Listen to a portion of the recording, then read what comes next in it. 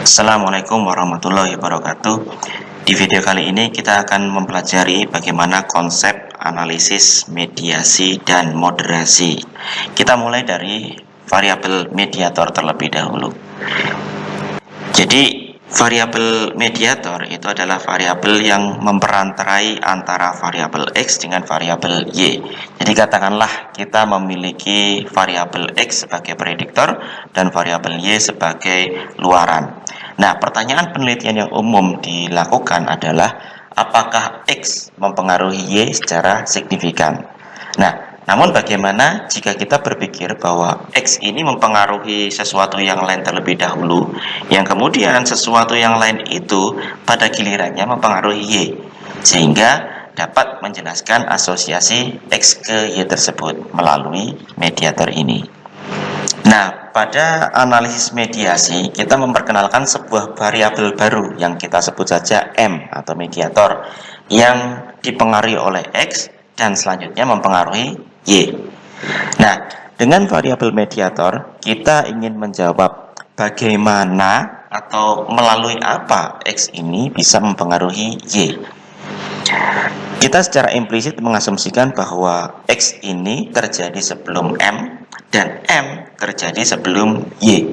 Jadi, syarat variabel untuk bisa menjadi mediator secara konseptual itu adalah M ini dipengaruhi oleh X dan M ini mempengaruhi Y. Nah, kalau kita gambarkan secara konseptual, biasanya kita modelkan seperti ini ya. Jadi ada X, ada M, ada Y. Hubungan antara X dengan Y ini diperantarai oleh variabel M ini. Nah, kita memiliki 3 jalur di sini. Jalur A ini adalah efek langsung X ke M. Jalur B ini adalah efek langsung M ke Y. Atau kalau dalam analisis regresi, ini adalah efek M ke Y setelah mengontrol X. Kemudian jalur C aksen ini adalah direct effect atau efek langsung X ke Y. Nah, gambar yang di atas ini adalah efek total. Jadi efek total itu adalah penjumlahan dari efek langsung atau jalur C aksen ini dan efek tidak langsung atau jalur AB. Itu ya, dari X melalui A kemudian B. Itu. Jadi efek total adalah efek langsung ditambah efek tidak langsung. Nah, contoh analisis yang melibatkan mediator, misalkan penelitiannya James dan Bauer yang tertarik pada apakah pengalaman diskriminasi itu memediasi hubungan antara ras etnis non-white dan tekanan psikologis. Jadi pertanyaan penelitian yang umum biasanya adalah apakah etnis atau biasanya kulit hitam, kulit putih itu mempengaruhi psychological distress. Nah, mungkin ada kecenderungan bahwa semakin gelap warna kulit seseorang itu semakin tinggi psychological distress-nya. Tapi kita bertanya, kenapa bisa seperti itu? Gitu kan? Kenapa kok yang berkulit gelap itu lebih tinggi psychological distress-nya? Nah, ketika kita bertanya bagaimana, kita ingin menjelaskan mekanismenya.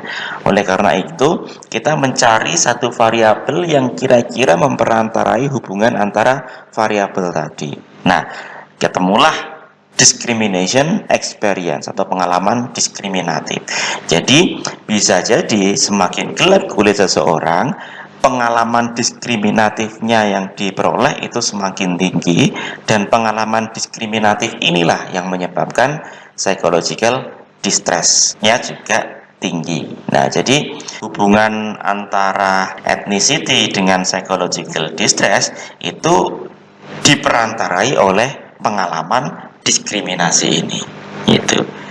Nah, contoh lain, Maslah dan Leiter itu meneliti burnout itu adalah mekanisme kognitif emosional yang menghubungkan stres kerja dengan gangguan psikologis. Jadi stres itu mempengaruhi burnout, yang kemudian dengan adanya burnout itu mempengaruhi gangguan psikologis. Penelitian lain oleh Schiavone et al. 2009 menemukan bahwa burnout ini secara signifikan memediasi hubungan antara job demand dan psychological distress. Jadi semakin tinggi tuntutan pekerjaannya, semakin cenderung jadi semakin tinggi job demand-nya atau tuntutan pekerjaannya, semakin tinggi burnout-nya, dan kemudian burnout itu menyebabkan psychological distress. Nah, teori dan logika penggunaan mediasi ini seperti ini. Jadi, analisis mediasi itu kita gunakan ketika teori menjelaskan adanya mekanisme internal. Jadi, biasanya kita ingin menjelaskan bagaimana sih hubungan antara X dan Y. Kita tahu bahwa hubungan X dan Y itu tidak terjadi begitu saja, nggak ujuk-ujuk, tidak instan, tapi ada prosesnya. Nah, ketika kita meyakini ada sesuatu di baliknya, ada prosesnya, kita bisa memunculkan satu variabel yang kira-kira menjadi perantara antara X dan Y tadi. Gitu. Nah, analisis mediasi itu bisa kita lakukan jika ditemukan mekanisme jalur proses internal atau penjelasan bagaimana X mempengaruhi Y. Nah, jadi dalam tinjauan literatur kita harus menemukan studi yang menjelaskan bahwa X itu mempengaruhi M atau mediatornya, dan M itu mempengaruhi Y. Gitu.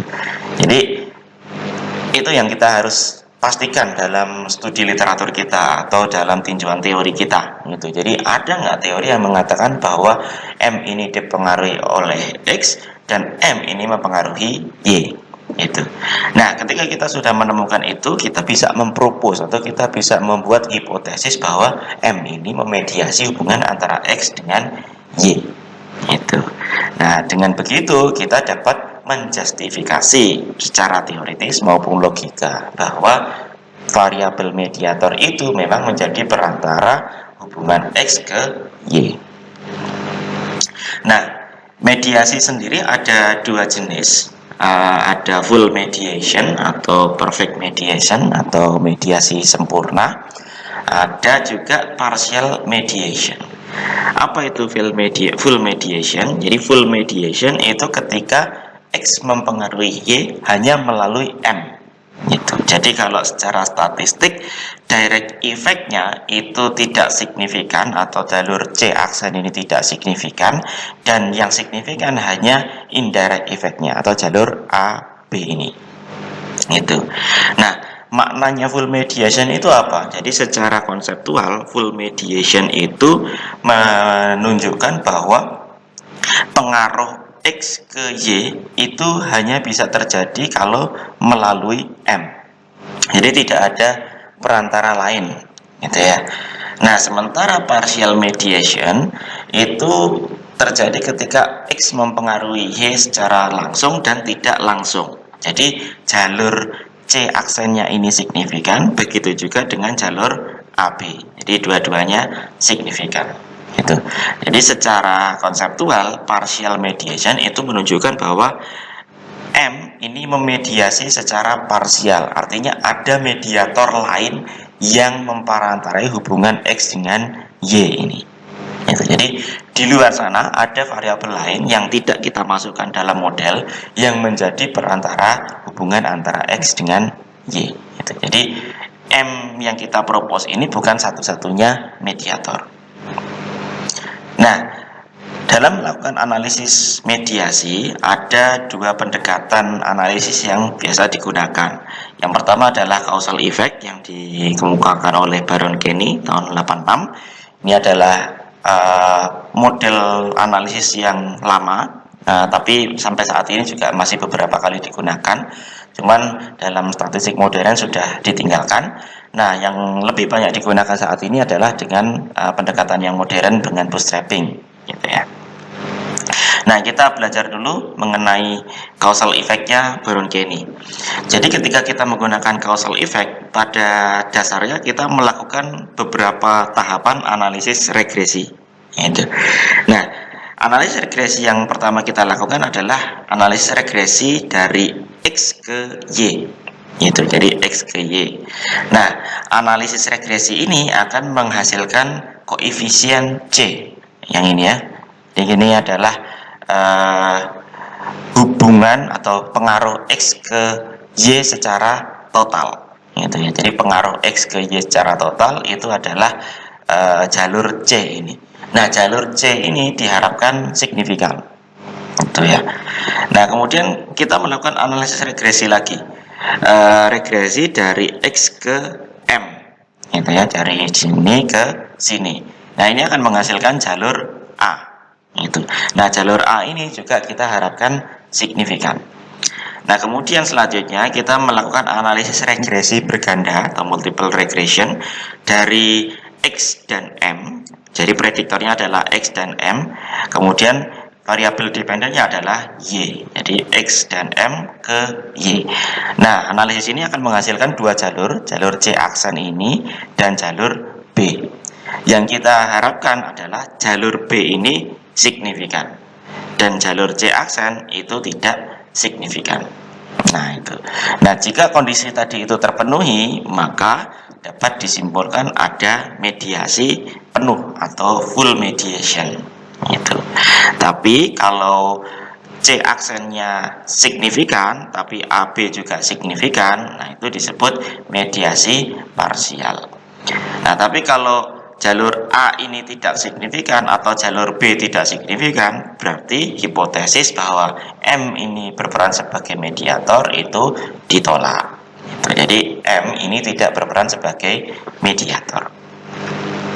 Nah, ini kriteria peran mediator tadi ya, berdasarkan analisis tadi.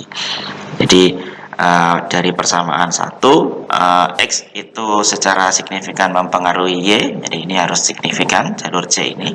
Kemudian X secara signifikan mempengaruhi M, ini jalur A ini harus signifikan. Kemudian M itu secara signifikan mempengaruhi Y, jadi B ini harus signifikan. Nah, ini yang kita jadikan patokan apakah ada efek mediasi atau tidak. Nah, masalah dengan causal effect-nya Baron Kenny tadi ada beberapa ya. Nah, kemudian pada akhirnya muncul beberapa analisis yang lebih modern. Jadi analisis causal effect tadi itu sudah cukup outdated dan mendapat banyak kritikan karena mereka tidak menyediakan cara untuk mengetes apakah efek tidak langsungnya itu benar-benar terjadi atau signifikan atau tidak. Jadi kalau melihat causal effect ini, kita mengatakan M ini berperan sebagai mediator hanya jika jalur A signifikan dan jalur B signifikan. Tapi kita tidak memiliki keyakinan jalur AB ini atau indirect effect-nya ini signifikan atau tidak secara total gitu. Nah, meskipun kemudian ada analisis baru ya dengan Sobel test yang bisa dilakukan untuk menguji indirect effect. Nah, cuman Sobel test ini juga masih mendapatkan kritikan karena bergantung pada distribusi normal. Nah, selain itu, pelabelan Baron Kenny terhadap jenis mediasi sempurna atau full mediation dan partial mediation itu juga dirasa tidak berguna karena secara praktis full mediation atau mediasi penuh itu hampir jarang terjadi dalam dunia nyata gitu. Karena apalagi kalau dalam penelitian psikologi, karena variabel psikologi itu kan sangat dinamis, sangat kompleks, sehingga mengatakan M itu adalah satu-satunya mediator itu hampir mustahil terjadi di psikologi itu. Oleh karena itu muncullah pendekatan baru menggunakan bootstrap, yang dengan bootstrap ini kita bisa melihat efek tidak langsung atau jalur AB tadi, termasuk confidence intervalnya dan efek size-nya. Oke, selanjutnya kita akan beralih ke analisis moderasi atau analisis regresi menggunakan variabel moderator. Variabel moderator itu apa? Variabel moderator itu adalah variabel yang dapat berupa kualitatif, misalkan jenis kelamin, maupun juga kuantitatif, misalkan skor depresi gitu ya. Yang variabel ini dapat mempengaruhi arah atau kuat lemahnya hubungan antara variabel X dengan Y. Nah, dalam analisis moderasi itu kita ingin menjawab pertanyaan, dalam kondisi apa pengaruh X terhadap Y itu menjadi lebih kuat atau lebih lemah. Nah, di sini ada gambar ya. Ini adalah konseptual diagram. Jadi pengaruh X ke Y itu dipengaruhi oleh W ini atau mediatornya ini. Jadi kuat lemahnya hubungan antara X dengan Y itu tergantung pada W, kondisi apa di W ini. Itu ini gambar konseptualnya. Tapi gambar statistiknya, statistical diagramnya itu seperti ini. Jadi yang kita konsepkan secara teoritis seperti ini, tapi yang dilakukan software atau analisis itu seperti ini. Jadi kita seperti meregresikan X dengan W dan perkalian antara X dan W atau interaksi X dan W itu. Nah, jika ada interaksi atau interaksinya ini signifikan, maka kita dapat menyimpulkan bahwa variabel W ini menjadi moderator. Tuh. Nah, ini adalah model regresi moderasi untuk moderator yang sifatnya kontinu. Jadi kontinu itu misalkan skor tinggi ke rendah, misalkan skor depresi, skor IQ, gitu ya, skor kuantitatif. Nah, ini adalah persamaan regresi. Jadi sebenarnya yang kita lakukan adalah meregresikan variabel X atau prediktornya, kemudian prediktor keduanya adalah variabel moderatornya atau Z ini, dan prediktor ketiga adalah interaksi antara X dan Z itu. Nah, untuk melihat apakah ada efek moderasi atau tidak, biasanya kita fokus melihatnya ke efek interaksinya ini, signifikan atau tidak. Itu. Nah, variabel moderator juga bisa berupa kategori, misalkan gender, laki-laki, perempuan gitu. Jadi bisa jadi hubungan antara X dengan Y itu berbeda pada laki-laki dan perempuan. Misalkan hubungan antara besarnya diskon dengan pengeluaran. Pada perempuan bisa jadi semakin banyak diskon, semakin banyak pengeluaran. Tapi pada laki-laki bisa jadi semakin banyak diskon, semakin kecil pengeluaran. Itu. Jadi hubungan antara variabel diskon dan pengeluaran tadi itu dipengaruhi oleh jenis kelamin. Laki-laki dan perempuan memiliki pola yang berbeda. Itu.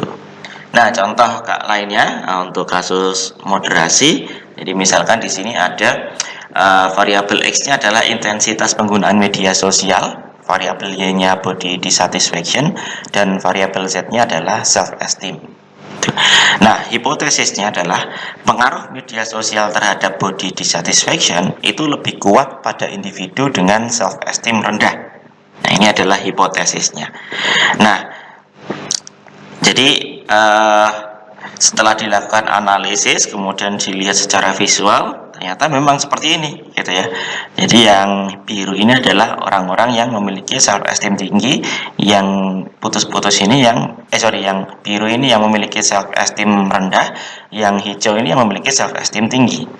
Nah, pada orang-orang yang memiliki self-esteem rendah, yang biru ini ya, semakin sering dia menggunakan sosial media, ya, semakin tinggi juga body dissatisfaction-nya. Sementara yang self-esteem-nya tinggi, semakin sering menggunakan sosial media tidak berpengaruh terhadap body dissatisfaction. Jadi tidak ada hubungannya antara intensitas penggunaan media sosial dengan body dissatisfaction. Gitu. Nah, jadi di sini self-esteem itu menjadi moderator hubungan antara intensitas penggunaan sosial media dengan body dissatisfaction. Itu ya. Jadi self-esteem ini memengaruhi atau memoderasi pengaruh intensitas media sosial dengan body dissatisfaction. Kapan kita menggunakan moderasi? Jadi kita menggunakan analisis moderasi itu ketika efek X ke Y itu berbeda tergantung kondisi. Nah, ada karakteristik individu atau lingkungan yang mempengaruhi kekuatan hubungan. Nah, biasanya kalau dalam penelitian psikologi itu ada efek buffering atau faktor protektif atau vulnerability atau risk factor. Itu. Jadi misalkan tadi ya, self-esteem tadi dia tuh menjadi buffer atau menjadi faktor protektif gitu ya, hubungan antara intensitas penggunaan sosial media dengan body dissatisfaction. Jadi kalau orang itu self-esteemnya tinggi, meskipun dia sering main medsos gitu ya, dia tidak merasakan body dissatisfaction. Tapi kalau orang itu self esteemnya rendah, semakin sering dia scroll TikTok atau scroll Instagram gitu ya, semakin dia merasa tidak puas dengan tubuhnya gitu. Nah, ini contohnya. Nah, jadi analisis moderator ini kita lakukan jika dalam literatur kita menemukan moderator ini mengatur apakah hubungan X dan Y itu lebih kuat atau lebih lemah. Itu. Kemudian kita juga menemukan teori-teori atau indikasi-indikasi bahwa ada variabel yang menjadi buffer atau faktor protektif atau bahkan faktor resiko itu antara dua variabel yang lain. Nah, kemudian kita juga bisa melakukan analisis moderasi ketika di studi sebelumnya menemukan adanya pola interaksi antara X dengan moderatornya atau X dengan Z. Gitu ya. Nah, berbeda dengan mediator, moderator itu tidak berada dalam jalur sebab akibat, sehingga kita tidak perlu menemukan dalam literatur bahwa si moderator ini berkorelasi dengan X maupun berkorelasi dengan Y. Gitu. Nah, beda dengan mediator. Kalau dalam analisis mediator tadi, si M mediatornya ini dia harus berhubungan dengan X dan juga harus berhubungan dengan Y gitu. Jadi di literatur itu harus ada. Tapi kalau moderator nggak harus berkorelasi antara moderator dengan X ataupun dengan Y. Nah, jadi secara sederhana ini adalah perbedaan analisis mediasi dan moderasi. Jadi analisis mediasi, pertanyaan utama yang ditanyakan itu biasanya adalah bagaimana atau melalui apa X ini mempengaruhi Y. Sementara pada analisis moderasi itu pada kondisi apa atau pada siapa X ini mempengaruhi Y. Nah, jadi tujuan analisis mediasi itu untuk menjelaskan mekanisme atau proses gitu ya. Sementara moderasi itu menjelaskan kondisi, pada kondisi apa. Nah, efek statistik yang diuji untuk menentukan apakah ada efek mediasi atau tidak itu adalah indirect effect atau jalur AB tadi ya, jalur AB. Nah, ini kita lihat apakah signifikan atau tidak. Kalau signifikan berarti ada efek mediasi. Sementara untuk menentukan analisis moderasi yang kita lihat adalah interaction effect atau perkalian antara X dengan Z itu signifikan atau tidak ke Y-nya. Gitu. Kalau itu signifikan berarti kita bisa menyimpulkan ada efek moderasi. Dalam analisis mediasi, variabel mediator itu menunjukkan proses psikologis, sementara variabel moderator itu menunjukkan karakteristik individu atau situasi. Jadi tadi misalkan self esteem, ada yang self esteemnya tinggi atau rendah, atau bisa juga jenis kelamin, ada laki-laki, ada perempuan, itu kan analisis karakteristik individu. Tapi bisa juga situasi, misalkan nih pengaruh kejelasan penjelasan dosen terhadap konsentrasi mahasiswa itu bisa jadi dipengaruhi juga oleh kondisi lingkungannya atau misalkan waktu perkuliahannya. Misalkan kalau pagi hari mungkin semakin jelas dosen menjelaskan, semakin tinggi pemahaman atau konsentrasi mahasiswa gitu ya. Tapi kalau pas siang hari atau tengah hari gitu ya, nah bisa jadi semakin jelas dosennya tidak berpengaruh terhadap konsentrasi atau pemahaman mahasiswa. Ya mungkin karena situasinya memang membuat ngantuk gitu ya. Nah, jadi kondisi tadi waktu pagi atau waktu siang itu berperan sebagai moderator. Nah, contoh pernyataan teori ketika kita menggunakan mediasi itu adalah stres mempengaruhi depresi karena burnout. Jadi kalau dalam contoh ini burnout itu dipengaruhi oleh stres dan burnout mempengaruhi depresi gitu. Jadi stres itu mempengaruhi burnout dan kemudian burnout yang tinggi itu membuat depresi. Nah, sementara kalau untuk moderasi contohnya stres mempengaruhi depresi hanya pada individu tertentu, misalkan hanya pada individu yang memiliki neuroticism tinggi gitu. Sementara pada individu yang memiliki neuroticism rendah itu tidak terjadi gitu. Atau misalkan stres mempengaruhi depresi hanya pada orang yang religiositasnya rendah gitu. Sementara orang yang religiositasnya tinggi, semakin tinggi stres, tidak ada hubungannya dengan depresi. Nah, itu contoh model moderasi. Nah, saya rasa itu saja yang dapat saya sampaikan. Nah, setelah ini video berikutnya akan menjelaskan hal-hal yang lebih teknis terkait dengan bagaimana cara analisisnya di software. Terima kasih. Assalamualaikum warahmatullahi wabarakatuh.